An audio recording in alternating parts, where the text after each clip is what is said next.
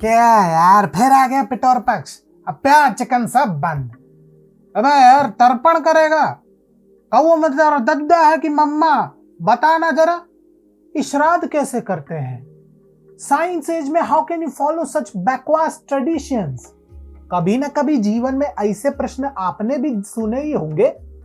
कभी ना कभी आपको अपनी रीतियों और परंपरा का अनुसरण करने मात्र के लिए अनेक उल्हाने सुनने पड़े हैं ना। अबे भारत भी बड़ा विचित्र है, जहां पटाखे फोड़ना तो छोड़िए, दिया जलाने मात्र पर भी कुछ लोग ऐसे देखते हैं मानो आपने किसी की हत्या की हो। परंतु अपने आदर्शों, अपनी संस्कृति पर गर्व करना पाप कब से हो गया भैया? नमस्कार, स्वागत है आपका टीएफआई पर, जो है देश का सबसे विश्वसनीय अल्टरनेट न्यूज मीडिया पोर्टल। और मैं अनिमेश पांडे आपको बताता हूं कि क्यों जो पितृपक्ष कुछ लोगों के लिए अशुभ और हास्यास्पद प्रतीत होता है, वो हम सनातनियों के लिए हमारे अस्तित्व और हमारी दृढ़ता, हमारी जिजीविषा का प्रतीक चिन्ह है और किसी उत्सव से कम नहीं है। इससे पूर्व कि हम आगे बढ़े, यदि आपको हमारे विचार पसंद आते हैं तो आप हमारे वीडियो को लाइक कर सकते हैं एवं आप हमारे चैनल और फेसबुक पेज को अवश्य सब्सक्राइब करें। तो अविलंब आरंभ करते हैं। पितृपक्ष है क्या? आश्विन मास के कृष्ण पक्ष का पूर्ण काल वो समय है जब हम अपने पूर्वजों को नमन कर सकते हैं और जो भी भूल चूक हुई हो उसके लिए क्षमा मांगते हैं। इसे 16 श्राद्ध, महालय पक्ष, अपर पक्ष आदि नामों से भी जाना जाता है। भगवत गीता के अध्याय 9 श्लोक 25 के अनुसार पितृ पूजने वाले पितरों को, देव पूजने वाले देवताओं को और परमात्मा को पूजने वाले परमात्मा को प्राप्त होते हैं। अर्थात मनुष्य को उसी की पूजा करने के लिए कहा गया है जिसे वह पाना चाहता है, अर्थात परमात्मा को पाना ही श्रेष्ठ है। मेरा नाम अनिमेश पांडे है, अनीश शेख या एल्बर्ट एल्वारिस नहीं।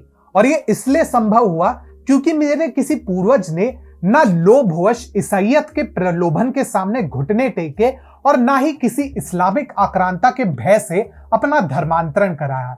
ऐसे में अपने पूर्वजों के धैर्य और उनके साहस को नमन करना मेरा और आपका धर्म भी है और कर्तव्य भी। परंतु पितृपक्ष में करते क्या है? पूर्वज पूजा की प्रथा विश्व के अन्य देशों की भांति प्राचीन है और इसकी रीतियां भारत के अनेक क्षेत्रों में काफी भिन्न और विचित्र भी है। यह प्रथा वैदिक काल से प्रचलित है।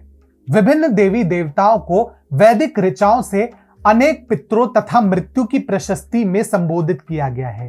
पितरों का आह्वान किया जाता है कि वे पूजकों को धन, समृद्धि एवं शक्ति प्रदान करें।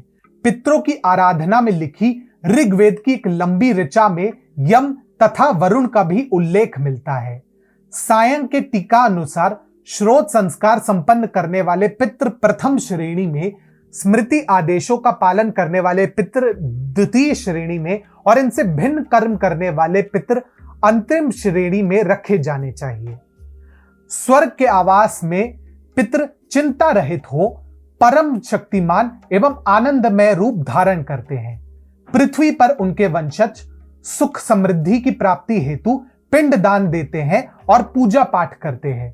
वेदों में पितरों के भयावह रूप की भी कल्पना की गई है। ऐसे में पितृपक्ष में पितरों से प्रार्थना की जाती है कि वे अपने वंशजों के निकट आए, उनका आसन ग्रहण करे, पूजा को उनकी स्वीकार करे एवं उनकी भूल चूक को क्षमा करे। ऐसे ही बौद्ध धर्म में 2 जन्मों के बीच एक अंतस्थायी अवस्था की भी कल्पना की गई है, जिसमें आत्मा के संसरण का रूप पूर्व कर्म अनुसार निर्धारित होता है। पुनर्जन्म में विश्वास हिंदू, बौद्ध तथा जैन तीनों चिंतन प्रणालियों में पाया जाता है। हिंदू दर्शन की चरवाक पद्धति इस दिशा में अपवाद स्वरूप है। अन्यथा पुनर्जन्म एवं पितरों की सत्ता में विश्वास सभी चिंतन प्रणालियों एवं वर्तमान पढ़ अपढ़ सभी हिंदुओं में समान रूप से पाई जाती है। ऐसे ही मालाबार के नायरों में मृतकों को दान देने की प्रथा दाह संस्कार के अगले दिन प्रारंभ की जाती है और पूरे सप्ताह भर चलती है। उत्तरी भारत में अनुसूचित जातियों में मृतकों को भोजन देने की प्रथा भी प्रचलित है। गोंड जाति में दाह संस्कार संबंधी रस्मों की अवधि 3 दिन तक होती है। इस प्रथा की समाप्ति पर शोककर्ता स्नान और शोर द्वारा शुद्ध पितरों को दूध और अन्न का तर्पण करते हैं, किंतु भोजन प्रारंभ होने के पूर्व प्रत्येक व्यंजन का थोड़ा थोड़ा अंश एक पत्तल पर निकालकर मृत आत्मा के लिए जंगल में भेज दिया जाता है। पत्तल ले जाने वाला व्यक्ति उसे तब तक दृष्टि से ओझल नहीं होने देता जब तक पत्तल में रखे भोजन पर कोई मक्खी या कीड़ा ना बैठ जाए। तदनोपरांत वह गांव में जाकर संबंधियों को मृत आत्मा द्वारा उनके दान की स्वीकृति की सूचना देता है और तब भोज प्रारंभ होता है। उत्तरी भारत के अन्य भागों में इस प्रकार की रीतियां काफी प्रचलित है। मिर्जापुर के घासिया में 5 पत्तलों में प्रतिदिन भोजन सजाकर पुरखों को भेंट चढ़ाई जाती है और उनसे प्रार्थना करते हैं कि वे उनकी भेंट स्वीकार कर अपने वंशजों और पशुधन पर कृपा दृष्टि रखें। कोलों में मृतात्मा को मुर्गे की बलि दी जाती है। वे बलि स्थल पर मदिरा छिड़ककर संतति की सुरक्षा की प्रार्थना करते हैं।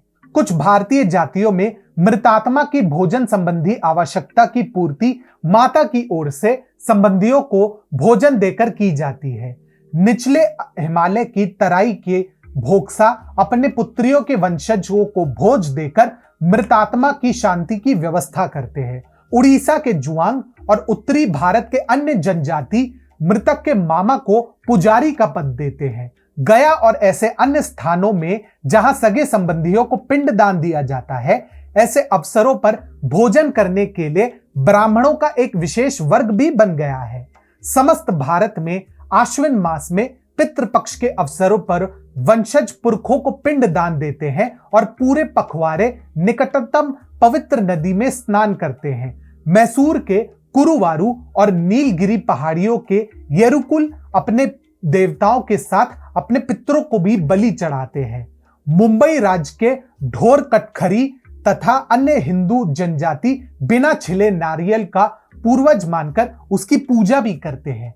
अब सोचिए, जिस रीति को कुछ लोग अशुभ मानकर उसका उपहास उड़ाते हैं, उसमें भी ऐसे अनोखे किंवदंतियां और रीति निकल के आई हैं। और ऐसे में यह कहना गलत नहीं होगा कि पितृपक्ष हमारी वो संस्कृति है जिसे चंद वामपंथियों के भय से हमें तिरस्कृत करने का कोई अधिकार नहीं है। ये तो हमारे सनातनी होने का प्रमाण है और इसे तो हमें छाती ठोक के अपनाना चाहिए।